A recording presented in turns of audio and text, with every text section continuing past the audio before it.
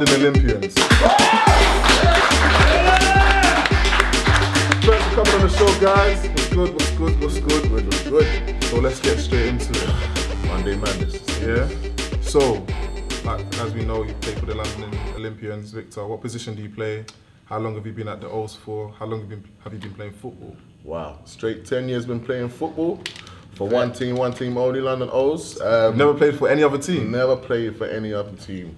Went training for Sussex once, but that's old news, bro. So you flirted with another team? Not even flirted, you know. I was parring with a coach that was promising big things, and he told me to come down, have a look at the program. But for me, nah, there was no real big draw there. Good outfit, but not for me, not for me. Fair enough. And yourself, Liam, what position do you play? How long have you been at the O's for? How long have you been playing football? I was still talking still. Marty. 10 years. Come on, man. I'll give you that.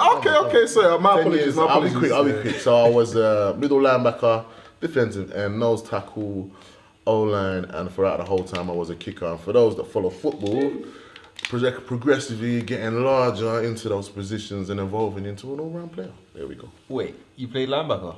Bro, you need to go on Facebook, bro. I thought you still a teammate. Like, he's joining him, man. He's only been around 3 years. I'm not joining him, man. I just didn't know, still. I'm playing linebacker with our QB at the moment. There we go. Mad. That's cool versatility right there, bro. Fair enough. And yourself, Liam? Played DB, corner, mostly. Been at the O's my whole short career. I've been playing 2 years, took last year out, back this year. Why did you take a year out? Any particular reason? Yeah, there was actually. There was a couple of reasons. One of them was through work. I was working a 4 on 4 off shift, so that was basically impossible. But also, my second season didn't go as well as I'd hoped. Why is that? What happened? If you know, you know. Man, I was there. I was going to hear what he says. If you know, you know, innit? I don't know. That's what I'm asking. Well, as a team, we didn't do very well, and that's why last year the Olympians are in Div 1. What do you mean? So 2 seasons ago, you guys didn't do well, and you got relegated? Essentially, yeah. So you left because you got relegated? Nah, not even. I left because, partly because of work, but also I had some other things going on, which meant I couldn't fully commit. Like the energy weren't there at the time. Fair enough. So what, you're back playing 100% now? Yeah, 110%, man. I do 2 sports at the moment, but what else are you playing? Well, I do Olympic weightlifting as well. Like, that's my main thing. And then I also do football. So it's basically just splitting my time between each. I train like twice a day, 5 days a week. Commendable. What is happening at the Olympians, man? Like, you guys used to be a team that, you know, used to win season after season, dominated BritBall, and then you blink and then you guys are going 0-10, getting relegated, and then you have guys leaving, just not going to plan at the Olympians. What's happening, man? At the moment, we've got a nice core of backroom staff keeping it moving, great head coach, and a number of guys that want to keep the name alive, keep the love alive. The thing about the team is the history is so momentum, so big. Yeah. It's a big weight to carry. The name is a big name. And a lot of players have flaked away because they couldn't handle that aspect of the game and handle that the coaches were constantly reminding the players that they're carrying a very big name. So essentially, for a team in transition to be holding a name that's so solid, it's a bit of a pressure. And a lot of the people asking, oh, what's happening, haven't been around. They don't come to matches. They just see Olympians and think, oh, yeah, team that ran it in Europe for how many years, team that did this, team that did that. So do you reckon the players that are there now know how big the Olympians' name is? I don't think so. So how are they, what's the pressure there? If there's no pressure, if they don't know who the Olympians were 5, 7, 10 years ago, where does the pressure come from? The pressure is being expected to be competing at 6 and 4 or above in the Prem when you haven't got guys turning up for training. So, Liam, you've been there both before the 0-10 season, right? And now. So you've both been there. What's the difference between the Olympians of old and the Olympians of new?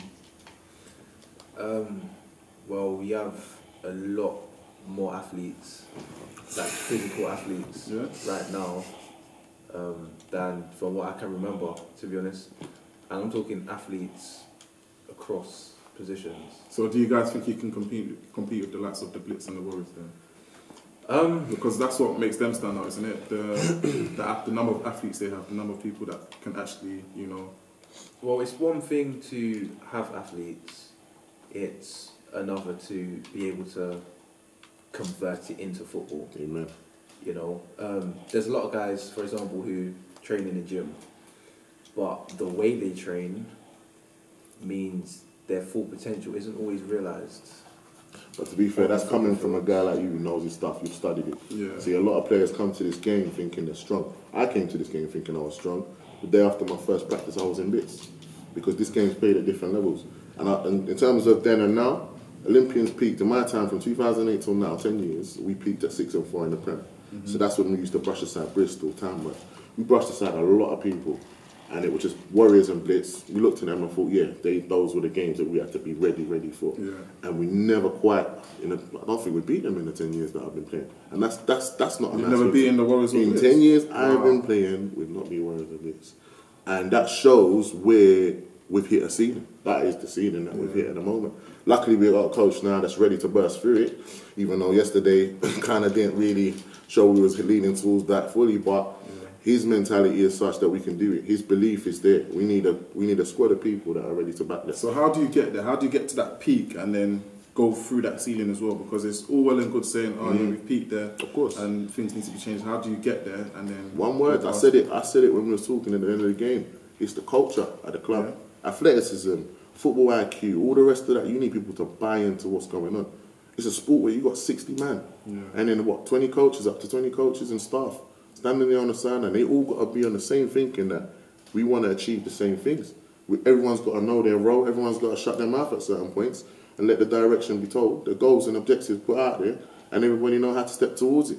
So what would you guys change if you would change anything about BAFA? Well, I think at the moment there needs to be some kind of system, some sort of complaints or a feedback system. Okay. Because I think it gets to a point where certain teams seem to get the rub of the green more than others, and unfortunately that leaks into player safety. Nah, for me, sorry, interception. My bad. Yeah, unfortunately I feel like that can sometimes leak into player safety, and that's when it starts to get serious. So that's what I would change. So you feel like some teams are allowed to get away with things that other teams wouldn't do? Essentially, yeah. I mean, I've been on the wrong end of some pretty bogus calls. I'm listening. Like pass interferences where the ball's just way underthrown. So technically that's not a pass interference. Yeah. You know, I've had balls caught on me, have been dropped on the floor, but they still count. Fair enough. And different things. I've been face planting on the ground and it's not been called. And I'm talking, this is right on the sideline in front of the referee. Fair. Yeah. So. Are you the type to retaliate? Do you take it into your own hands if things don't go your way? Well, at the end of the day, if I'm not being protected by the officials, I have to protect myself. And what does that mean? Getting a bit. Well, it's football at the end of the day. It's a contact sport. A lot of guys join for the contacts. I don't have an issue with the contacts. Hands down. You guys are whack. I've never beaten any team on Madden. Too many calls, bro. You wanted any man got quick possession. What? I'll be fair. I'm multitasking still. What was I saying again? Refs, bogus calls, teams getting a rub of the green. Yeah, I was saying something specific. I can't remember now. But yeah, essentially, if there's one thing I would try and effect change for it, it would be that, player safety and a complaint system. Fair. And you? Fair enough, there's a system of flags, there's calls and whatever, but sometimes you gotta just draw the line and say, look, like, don't be fearful of consequences because of the institutions involved, because of the teams involved. We gotta recognise that we're all brothers in this game. We're all going out there, we're practicing. A guy died in the sport within the last 3 weeks, do you know what I mean? And it's like, and that's the second one in my 10 years that's died on the field, do you know what I mean? And it's one of them ones where it makes you think, because I'm a father. There's a lot of fathers in the team. There's a lot of family men. That's someone's son at the end of the day. It's someone's brother. Yeah. You know what I mean? So there's a duty of care to make sure there's a general culture within the sport here. That's what it is. I talk about culture in the team. It's a culture within the sport. And it's going to get some high profile in the next few years. And the people that govern the sport need to make sure their presence is felt in the right way. Not because they're charging subs to go to a GB trial and that. Man, it's talk about, if you're going to charge subs for a proper membership. Yeah. A membership where you get emails every now and again about what's going on. Yeah. Emails about, this is your rest representative. If you've got any issues, you know this guy. Yeah. He's got a live Facebook Live talking about issues. And I've never seen BAFA do anything like that. It's all out there. How can Gridiron Means be leading the way on freaking communication? You're right. They featured me, I ain't gonna lie. They featured me and I was just like, raw. You didn't ask me, but do your thing, innit? At least recognise that that's my post. Always. Oh, wow. Well, yeah. Let's go back. Let's go scroll back to, Premiership, playing in the Premiership. How important is it to you guys to, look after your bodies, gym, strength and conditioning? Is that important to play in the Premiership or? What you saying, man? I'm just saying.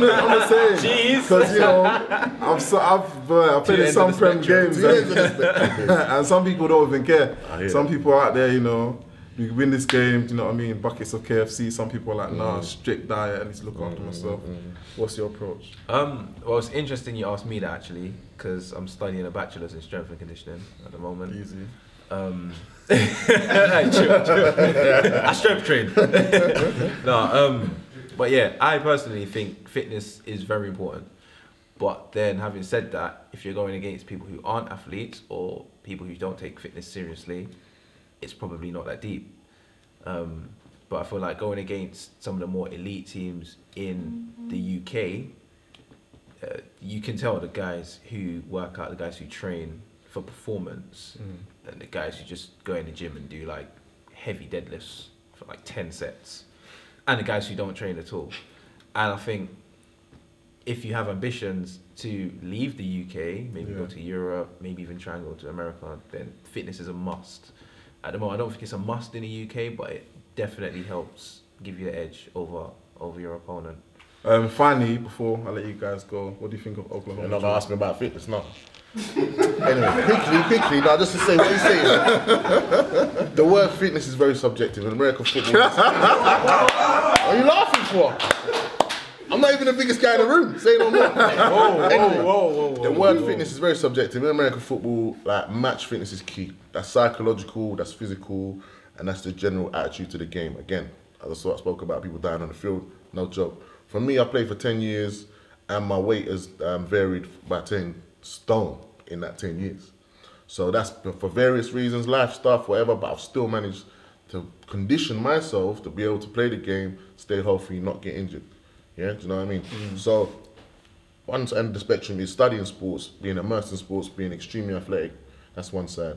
Other end of the spectrum is understanding that athleticism, having had it before and having to sacrifice it for time, for routine, for discipline, and still being able to play your sport at a certain level.